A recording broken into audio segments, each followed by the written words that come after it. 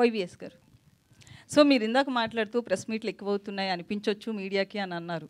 But content కూడా అంటే movie hit అయిన తర్వాత ఒక మౌత్ టాక్తో కూడా హిట్ అయిన సినిమాలు ఉంటాయి. ప్రమోషన్ ఎక్కువైపోయినా ఇబ్బందే, హైప్ ఎక్కువ వచ్చినా ఇబ్బందే. సో ఈ రెండింటిని ఎలా బ్యాలెన్స్ చేస్తారు? అంటే ఏంటంటే ఫస్ట్ సినిమానికి నేను గమనించింది ఏంటంటే సినిమా అనేది ఒకటి వస్తుందని తెలియటం అనేది హైప్ ఉన్న ప్రాజెక్టులకేమో ఎక్కువ ప్రెస్ మీట్లు అవసరం లేదండి. ఐ థింక్ మా ప్రాజెక్ట్కి అయితేనేమో ఎక్కువ రీచబిలిటీ అవసరం అని నేను ఫీల్ అయ్యానండి. అందుకని నేను చేస్తున్నాను. ఇప్పుడు నేను దేవదాస్ తర్వాత ఒక్క మగాడు ప్రాజెక్ట్కి ఎక్కువ ప్రెస్ మీట్లు పెట్టలా.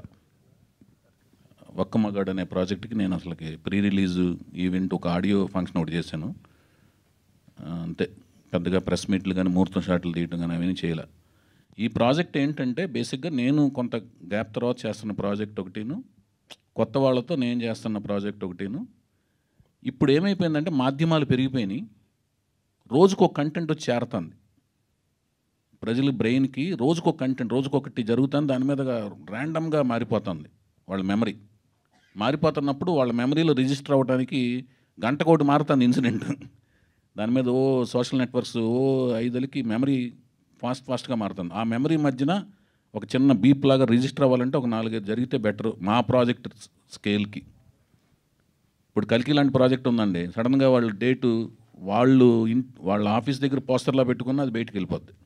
ఉదయం అటు ఓపెనింగ్స్ నిండిపోతాయి. ఎందుకంటే ప్రభాస్ కొన్న ఇమేజ్కి కానీ వైజయంతి మూవీస్ బ్యానర్కి కానీ ఆ రో ఆఫ్ సక్సెస్ల మధ్యన ఉన్న వాళ్ళ బ్యానర్కి కానీ దానికి అది. అయితే చౌదరి గారు చెప్పండి బాయ్. తెలుగు సినిమా ఇండస్ట్రీలో కానీ తెలుగు భాషా ప్రపంచంలో నందమూరి తారక రామ అంటే ఒక నో చాయిస్, ఆల్టర్నేట్ లేదు. అలా నందమూరి తారక రామాతోని టైటిల్ నేమ్తోని ఆల్రెడీ ఒక హీరో ఉన్నాడు.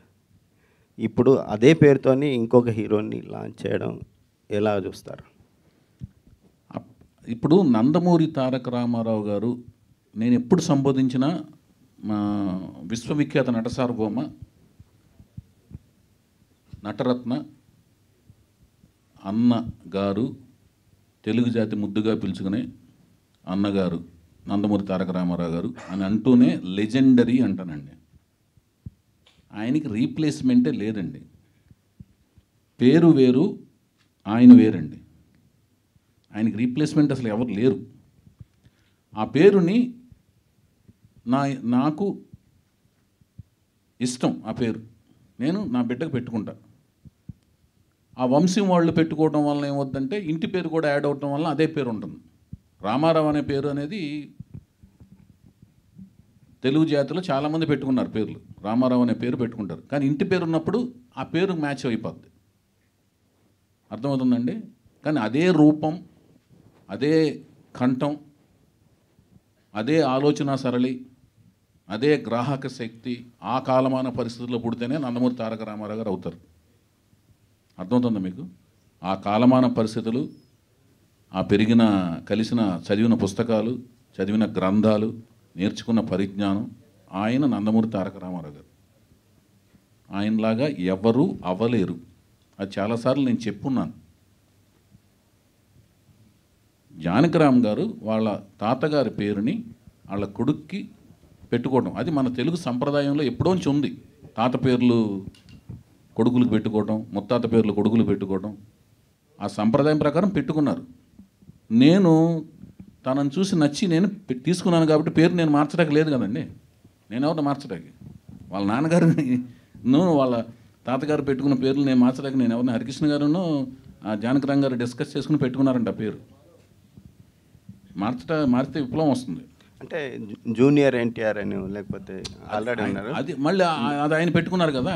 సో ఈయనకి ఏమన్నా హరికృష్ణ గారు పెట్టుకున్నారు కదా. ఓకే, హరికృష్ణ గారు ఆయన పేరు ఆయనకి తారక రామని పెట్టారు, తెలుసు కదా మీకు. అది ఆయన పెట్టుకున్నారు. ఇప్పుడు వాళ్ళు తండ్రులు వాళ్ళ తాతలు పెట్టుకున్న పేర్లని లేకపోతే వాళ్ళ ముత్తాతలు పెట్టుకున్న పేర్లని మనం మార్చడానికి లేం కదండి. అది ఏమన్నా ఇప్పుడు స్క్రీన్ నేమ్లు ఎలా మారుస్తాం అంటున్నాను. అది నేను వాళ్ళకి ఇచ్చిన పేరుతో నేను రిలీజ్ చేస్తాను. ప్రజలు పిలుస్తారు, మారుస్తారు. ఇలా వాళ్ళు ఇలా పిలుస్తారు. ఇప్పుడు రామారావు గారి పేరు ఫస్ట్ నుంచి ఎన్టీ రామారావు అనే వేస్తున్నారు. ఇది పాతాళ భైరవిలో ఎన్టీ రామారావు అని వేస్తారు. కొన్ని సినిమాల్లో నందమూరి తారక రామారావు అని వేశారు. జనాలు ఏమని పిలిచారు? ఎన్టీఆర్ అని పిలిచారు. కొన్ని ఊర్లో ఎన్టీ ఓడ్ అని పిలిచారు. కొన్ని సినిమాల్లో కొన్ని ఏరియాల్లో రామారావు సినిమా చూసానరా అంటారు. వాళ్ళు కన్వీనియంట్ పేరుతో పిలుస్తారు, ఫుల్ పేరు వేస్తుంటారు. అంటే నా ఇప్పుడు ఆ అమ్మాయి పేరు మేము ఇలియానా డిక్రూజ్ అండి, అందరూ ఇలియానా డిక్రూజ్ అంటే ఇలియానా అని పిలుస్తుంటారు. వాళ్ళు కన్వీనియంట్ పేరుతో పిలుస్తారు. పేరు మేము ఉన్న పేరు వేయాలి కదా, అది